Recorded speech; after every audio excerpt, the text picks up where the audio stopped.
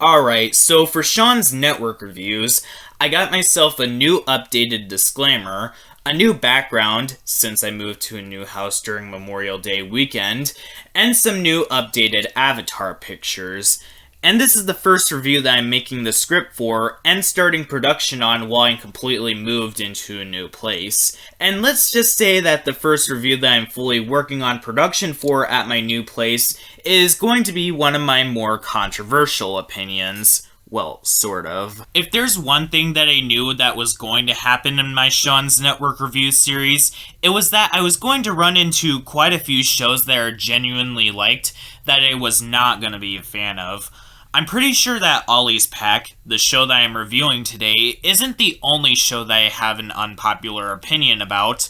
I also don't like the original Smurfs series. I don't think that the show aged well. However, in terms of Ollie's Pack, I don't know if I would consider my thoughts on this show to be unpopular or not, since the show generally has a sea of mixed opinions that people are split about. Some people like this show, and others do not. I ended up finding myself in the latter camp. Sorry to spoil things, but this is a show that I really did not like. I thought that I would have found this show as just meh or in the middle, since from the announcements that we saw of the show before it came out, the show looked like it was just going to be another one of those shows that was going to use the bean-mouth art style that you've seen in Star vs. and Steven Universe, and that the show was going to be a visual bore to watch, and one of those shows that I wouldn't have anything to say about. However, as I watched each episode, I got a nasty surprise in the process. You guys may have remembered in one of my other videos that I was advertising the fact that I was going to be doing a review on this show. I was actually debating with myself on actually scrapping this review or keeping this review in production, because I only really watched 4 half-hour episodes at the time. And I was actually going by the logic of I would review a series after watching a handful of episodes, but after watching the Wacky Deli and Just Stops videos about Mr. Enter, I realized that in order to properly judge an entire show in a review, I would need to watch the entirety of the show instead of watching 1 or 2 episodes. Ahem! So I decided to go with the decision to start this review script, as well as the Thundercats Roar review script, all over from scratch. If you're wondering the reason why I didn't release that Thundercats Roar video back when the show was new, it was because I worked on and finished that script before I broke my leg at the time. But besides that, I decided to start all over again because I didn't want to seem unfair and judgmental, because I have only seen 4 episodes at the time. So I decided to watch the rest of the show starting at episode 5, because I already know about the first 4 and I know exactly what I think doesn't work about them. And watching the rest of the episodes of this show, yeah, I still think it's bad. But before getting into this review though, this is going to be the first and only time that I say this in one of my Sean's Network reviews. If you guys do like this show and any show that I review in Sean's Network reviews, that is totally fine.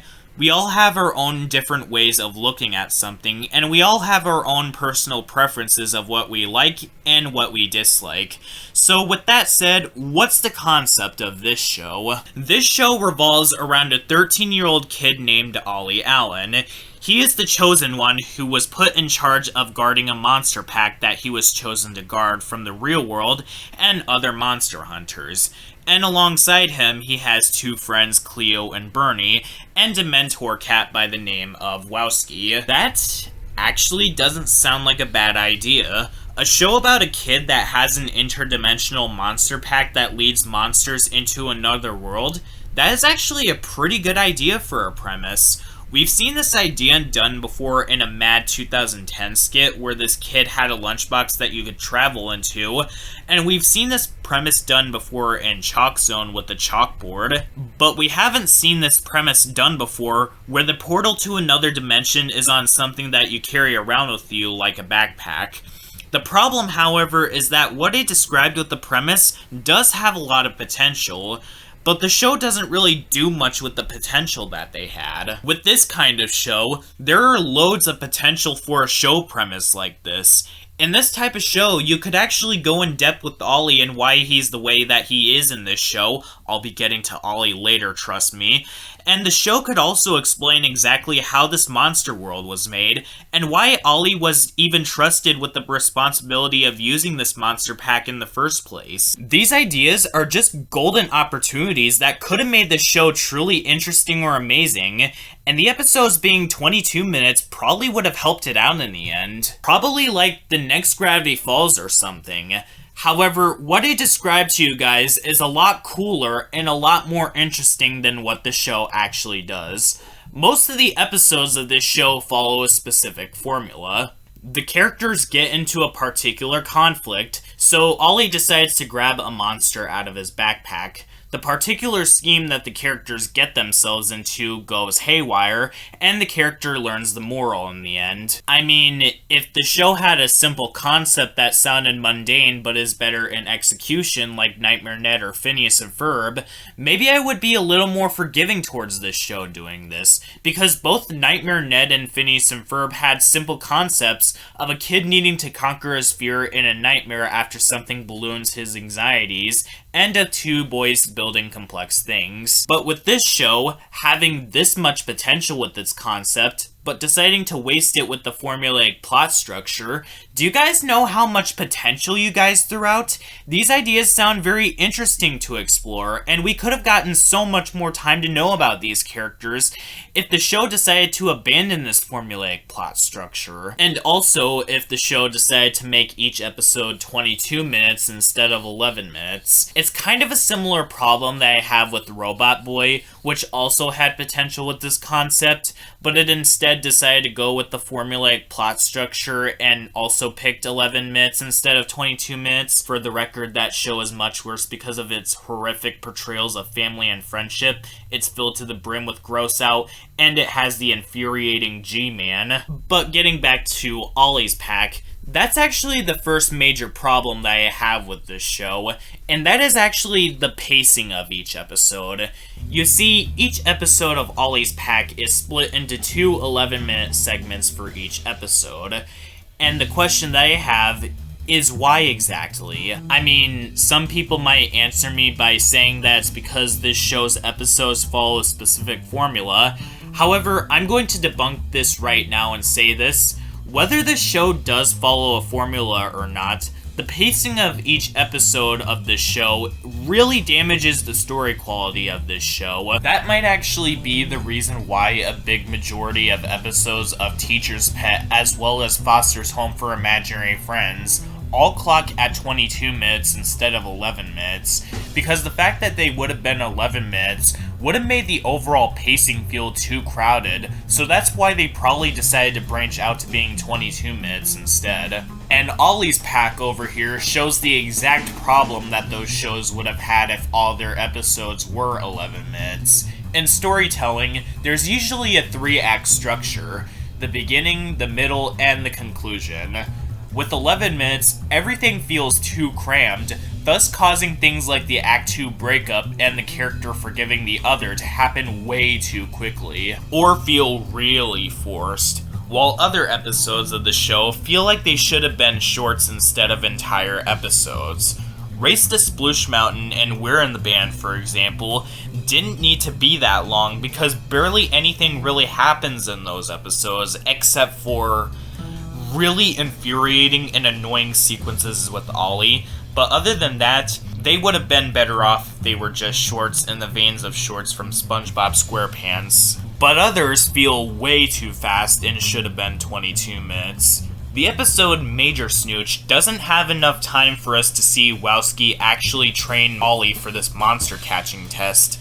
King Swelly Belly and Cool Hand Wowski don't have any transitioning to its characters getting fed up with the other character, and they don't naturally progress to the characters regretting what they said to one another. And the biggest example of them all, that being separation anxiety, where there's a moment where Cleo snaps at Ollie out of nowhere and leaves a trio in the most forced way imaginable. And in that same episode, Cleo got back together with Ollie and Bernie way too quickly, and Bev and Andre also got back together way too quickly. But the pacing of the episodes are only secondary compared to the other problem with how this show executes its concepts, and that is the writing of this show. I have nothing against cartoons in particular being episodic.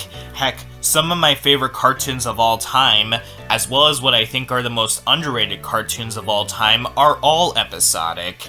And you could watch their episodes in any order you want. You could start watching SpongeBob at the season 12 episode Krusty Conchinaires, and you wouldn't be lost. And you could also mix storytelling with episodic comedy at the same time, which is why I also love Teenage Mutant Ninja Turtles 2012 and OKKO so much. But when you're trying to mix the episodic and the continuity, you need to actually do it gracefully, otherwise you'd end up with the show's tone being a tonal mess. Also resulting in this show overall becoming extremely inconsistent, like the show doesn't know what it wants to be. SpongeBob SquarePants knows what it wants to be. The Amazing World of Gumball knows what it wants to be. The original Teen Titans knows what it wants to be. And Gravity Falls knows what it wants to be. Ollie's Pack just doesn't. There are multiple episodes in this show that acts like it just wants to be episodic and has everything reset by the next episode, with certain characters relearning the exact same lessons. There are literally 2 episodes aired back to back, The Monsters v. Ollie Allen and the History of Ports Hill, that has Ollie learning the lesson that he shouldn't use the pack unless it's for emergencies. Then immediately in the next episode, he misuses the pack again, right after learning that lesson on not misusing the monster pack. I'm going to repeat that again. 2 episodes that contradict each other back to back.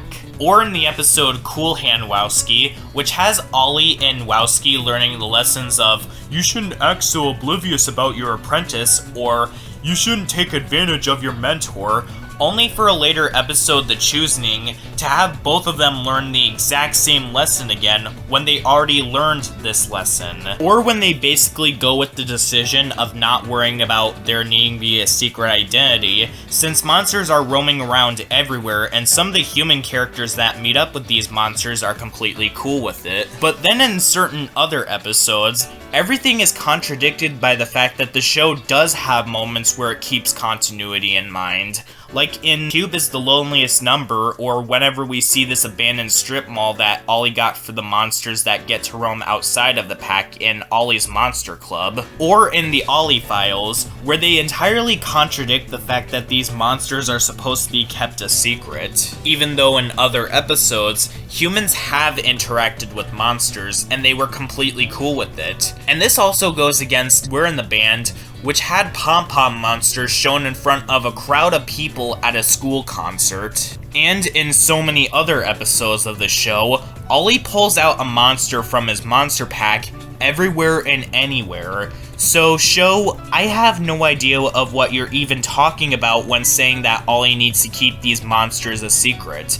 And also, for a show that has a complex amount of characters, there's absolutely no excuse for why this show doesn't introduce its characters to the audience. And just getting this out of the way, it's not the theme song's job to explain why everything is the way that it is. It's the job of the first episode, otherwise known as the pilot, that is the job to explain everything.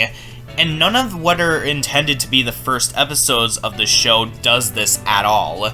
After listening to the theme song multiple times, it does explain that Wowski the Purple Cat is Ollie's trainer, but there are other things that the theme song failed to explain.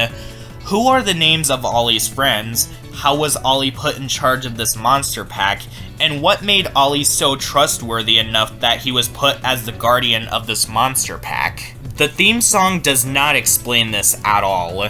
And the show itself is so preoccupied with being episodic with no complex stories and not explaining who characters like Cleo and Bernie are, to the point where I was actually confused and I actually forgot who their names were because they really were that bland of characters. And because for the exact reason that I mentioned above, the origin story about how Ollie was trusted with this monster pack is left up to the imagination. I have no idea how he was even given this monster pack in the first place, and I did watch most of the episodes for the record, with the exception of the last two and an additional one since I couldn't find them, and not a single one of the ones that I could find even gave us an explanation. And most of these episodes in particular feel like they were written in one draft. Either because of the fact that some of these episodes have things in them that completely contradicts them later, or they have things in them that make certain characters look incredibly oblivious towards what's happening to the other. Seriously, in the episode Big Burn, how does Ollie and Cleo not notice that Bernie has this unusual belt on his waist when he's all buff? In Major Snooch said at the beginning of the episode that slobber is gross, and then at the end of that episode, Major Snooch said that slobber is awesome, which literally contradicts the beginning of that episode. And the episode Cool Hand Wowski is literally in the levels of Fairly Odd Share Scare from Fairly Odd Parents in terms of not reading what you wrote. The messages that the episode tries to tell badly sync with what happened at the beginning of that episode.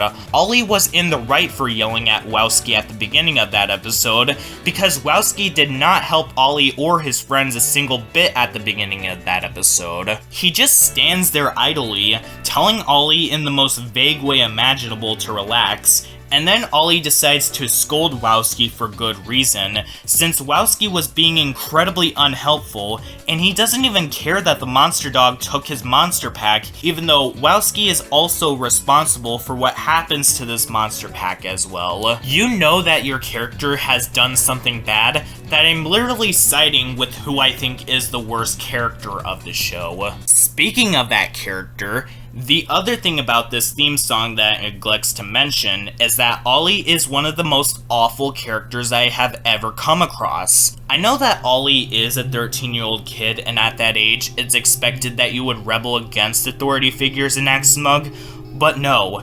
In every single episode at the beginning of the series, and even in some later episodes, Ollie consistently does horrendous things. And in a select few episodes, he doesn't even get any comeuppance for any of those horrible things that he did. Ollie as a character is literally a teen equivalent of Johnny from Johnny Test, and that is not a good sign at all. Considering the fact that the latter character is obnoxious and smug in an infuriating kind of way. Ollie is literally like this, at least in the first couple of episodes, and in quite a few scattered episodes later on. Whenever he's not acting incredibly smug, like in the first episode The Chosen One Stinks, or at the beginning of my favorite episode Sorry to Father You, he consistently does awful things, and doesn't even care that he did those awful things. The only reason why he would see the error of his ways in those particular episodes is because those things that he would do would affect those around him, or it would be because he was spoon-fed the information. I mean, in the first episode, The Chosen One Stinks, he doesn't start off too bad. It's basically just Ollie disregarding his mom's wishes of him taking a shower and hiding his dirty clothes in his pack. Your normal, typical things that kids do whenever their authority figures tell them to straighten up their room, but it goes downhill extremely fast. In the second episode, The Chosen Ones, when Cleo and Bernie try to have a reasonable discussion with Ollie about his jealousy for this monster, he snaps at both of them, saying that they're not his friends or even special, and that they're just plus ones. In Doomferend, he acts extremely pessimistic towards Andre and a little bit towards Bev for absolutely no reason, even before he found out that Andre was planning on moving in. Even though he was the one that put the shed on sale to rent in the first place to get his mom a VR headset for Mother's Day, and his solution to having Andre and Bev get kicked out of Ollie's house is Ollie taking Andre's mom out of his monster pack, getting Andre angry at Ollie, and getting Andre, along with Bev, kicked out of the house. In one of his worst appearances, Race to Sploosh Mountain, besides disregarding Bernie's needs to go to the bathroom for his own selfish gains, his solution to getting to this water park extremely fast is literally taking a monster out of his monster pack and having this monster in particular literally impersonate a police officer. And personally, that was the moment right there that I literally decided to drop this show and initially decided not to watch another episode again until recently. I mean, sure, in later episodes after Race to Sploosh Mountain, Ollie does start to slightly improve, but after Ollie did that, there is no way that Ollie could ever come back from this. Even if in later episodes he sees the error of his ways, because he still did those things in the first place. And also, if Cleo, Bernie, or whoever else didn't call him out for what he did, he was not going to see that what he did was wrong. Such as in Ollie Dogs, where Cleo starts to become a dog and he sees nothing wrong with it.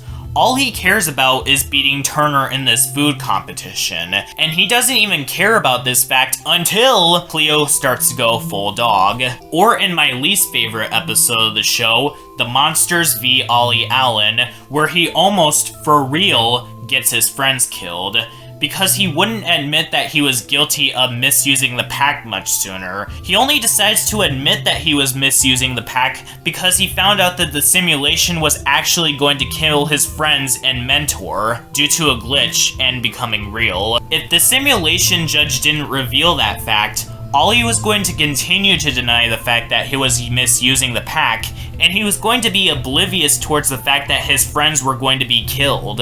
And Ollie does things like this in multiple episodes, and he sees nothing wrong with these things unless he's told that the things that he does are wrong. In other words, he never comes to his own conclusions. I have no idea why Ollie is like this in the first place. Maybe it's because of the fact that Ollie was tasked with keeping this monsterverse safe, thus it starts to balloon his ego, and maybe it has something to do with the fact that his father isn't around. However, while it is sad that Ollie has to deal with these things, it's still not an excuse to do the things that he does in some of these episodes. Whether if it would be the previous examples that I brought up, him not caring about the fact that Wowski could lose his job in Major Snooch, him ruining his classmate peers' lives in Holly Monitor, ruining Bernie's birthday in Birthday Schmirthday, a Cleo Badette documentary, or causing the conflict to happen in Separation Anxiety, it causes me, the viewer, to not want to sympathize with Ollie at all.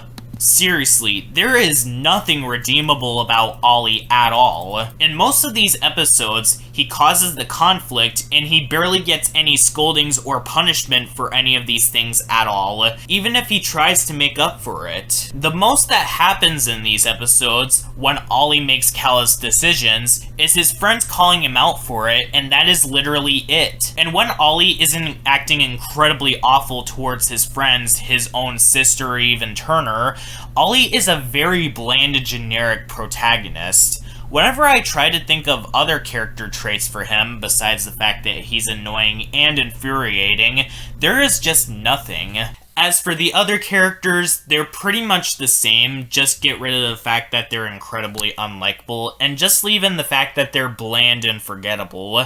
Cleo and Bernie are very one-dimensional. The only things that I know about these two is that Cleo is the sassy black character that tells puns, and Bernie is basically just another Carl Wheezer. And Ollie's other family members, like his little sister Piper and his mom, are just there.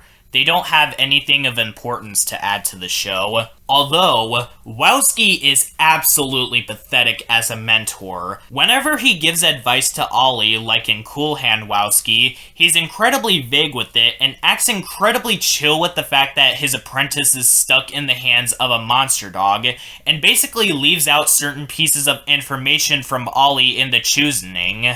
as well as being really irresponsible in multiple episodes. And his only excuse for Ollie being the way that he is in Major Snooch is that just because he's a kid that he has an excuse to do these things. And he's actually also very unlikable in some of these episodes, to a point where I could actually see why Ollie has a problem with him in some of these episodes. One of the biggest examples being in one of the first episodes, New Kid on Campus, where Wowski embarrasses Ollie in front of his entire school just because he wants to experience being at school. As for the side characters, I just don't care about them that much. The principal of the school is just your typical stern principal, as well as one of those leaders that is incompetent at their jobs. And I barely remember anything about any of the monster characters. Like, the only ones that I remember off the top of my head are Andre and Bev, and that's because they're both in 2 extremely problematic episodes. They're pretty much the monster versions of Ren and Stimpy.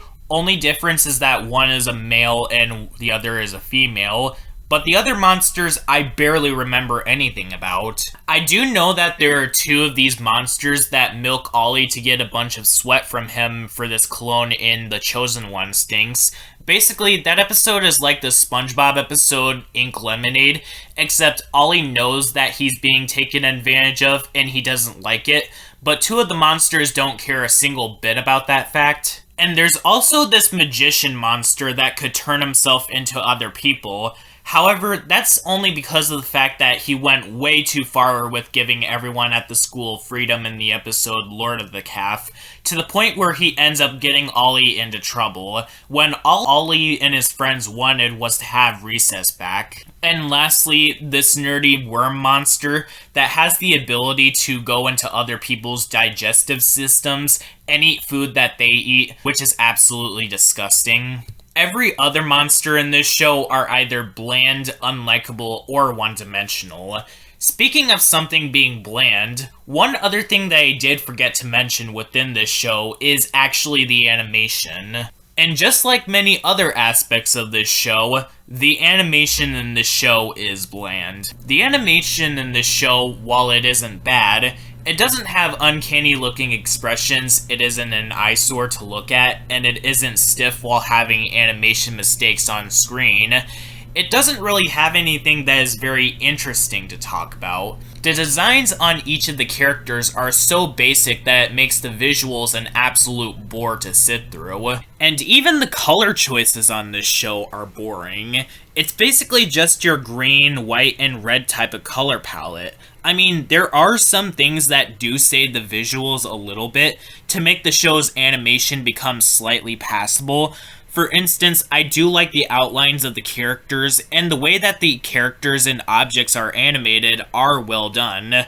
But everything else is nothing to write home about all that much. The overall designs in this show are your standard designs that you would see in any other modern cartoon like Steven Universe or Star Vs. However, being honest right now, Ollie's Pack is probably one of the most basic design shows that I have ever seen that uses this style of animation, because at least in other cartoons that uses this art style, there are notable things to bring up that makes those shows a visual delight to watch. With this show, however, there's nothing noteworthy about the animation in this show besides the outlines. And the actual backgrounds in this show would be more in sync with a slice-of-life cartoon instead of a show like this that uses fantastical elements like monsters, an interdimensional pack, and a talking cat. In fact, while I was watching this show, I couldn't help but to think that the backgrounds in this show look like they were taken directly out of It's Pony. Like, legit. If you were to take a still of an empty background from this show and compare it to an empty background from It's Pony, you probably wouldn't be able to tell the difference at all, which is very distracting. I don't know if it's because of the fact that those who worked on this show and It's Pony used the same techniques, or if those who worked on the backgrounds of this show also worked on the backgrounds on It's Pony, but still, the fact that both shows' backgrounds look like if both shows take place in the same universe is very distracting. However, what separates this show from It's Pony is that it has an animation style that is distinct from so many other cartoons, and you wouldn't confuse any stills from that show with any other. And while It's Pony does have Pony, who is a troublemaker, he does at least make up for his mistakes in the most sincere way imaginable. It's able to mask the fact that it has unpleasant moments with the fact that it's wholesome, which is not what Ollie's Pack does at all. Yeah. That's the next thing that I'm going to critique about this show. That is the other reason why I decided to initially stop watching this show 4 episodes in. This show surprisingly gets mean. I'm not usually someone that gets onto a certain piece of media for being mean-spirited, because the fact that a certain piece of media is mean-spirited doesn't automatically make something bad, as long as you're able to mask it in a way that is somewhat forgivable because of how funny the show is regardless, and if the tone is necessary. I love Eek the Cat, Johnny Bravo, and Ed, Edd n Eddy because of the fact that while those shows could be considered mean-spirited, they have the comedy and surrealism backing them up. And with other shows like Ah Real Monsters and Invader Zim, the overall tone in those shows fits with the concept of those shows. Ollie's Pack is not even trying to be like those two shows, because Ollie's Pack is trying to be an episodic show with bits of continuity here and there. And the animation style of this show tells us that it's a slice of life and wholesome type of show, but the tone that the show sets off is really off-putting. And as for the comedy part that I brought up just a second ago, this show unfortunately doesn't succeed in this area, because Ollie's Pack is just not funny. In fact, I don't think that the show is trying to be funny most of the time. And I'm pretty sure that this show is meant to be something to laugh at, considering the fact that the show's Wikipedia article classifies this show as a comedy. But most of the time, the jokes are so non-existent and rather poor, I don't even get anything out of these jokes. There are a few times where I did get a chuckle or snicker, such as in the episode Cleo for President because of Cleo's insults towards this monster's love for granola bars, but other than that, I don't recall a single moment where I laughed. I was just staring at the screen blankly. It's not even something that I got annoyed with, like, not even in a Family Guy anti-humor kind of way. But getting back to the topic of what this segment is about, which is about the unpleasantness, there are multiple episodes in Ollie's Pack that are either unpleasant because of Ollie's generally despicable attitude, or it's because of the other problem that I'm going to mention. In so many episodes of this show, it has characters either screaming at each other, invading their personal space and property, taking advantage of someone for their own profit, characters looking at someone with a death stare, or generally having a very nasty and bitter tone. That just makes me want to pause the episode and back away from the screen because this show is that thoroughly unpleasant. And even if you could ignore how unpleasant this show gets, this show overall doesn't have a fun or creative tone at all. Most of the episodes of this show fall into the categories of either being boring, generic, or predictable. So with nothing else supporting this show's bitter tone ends up sticking out like a sore thumb. Whether if it would be episodes like Lord of the Calf, where it starts out with the principal putting locks all across the recess grounds because he doesn't want the students to have fun and study instead, and when the magician monster comes into the picture, he sends the school into a frenzy, and Ollie ends up getting the blame for everything that happened in the episode. Even by Cleo and Bernie, even though they were the ones that encouraged Ollie into getting this magician monster in the first place, so they're also the ones to blame. Or the episode Ollie's Shadow, where Ollie has such an unreasonable hatred towards Turner, to the point where he whispers about how much he hates him while in his sleep, which causes him to summon a bitter shadow monster by accident, causing the conflict in the process. And when everyone at the school becomes possessed by the shadow monster, the next couple of minutes are draining to watch, and legit, Ollie has absolutely no reason to why he doesn't like Turner beyond the fact that he's jealous, when Turner did absolutely nothing to Ollie and is generally positive. And lastly, and I think this is the biggest one, the episode Ollie in the House, where Ollie gets grounded just because of the fact that the house is a mess. There's constant horrifying tension, characters scream at Ollie constantly, and those characters in particular act incredibly selfish. I'm not saying that everything needs to be all sunshine and rainbows and all of that. In fact, there are certain shows that do show that something being sugar-coated can be a huge problem. However, in order for this to work, you need to actually balance these things out. Otherwise, the experience of watching the show is going to be draining. Do you want to know why a lot of people, including me, really don't like Wonder Park? Well, it's because of the fact that it's so depressing and bitter that it wouldn't make you feel good after watching. At best, it would make you feel empty afterwards, but at worst, it would make you feel very drained and sad.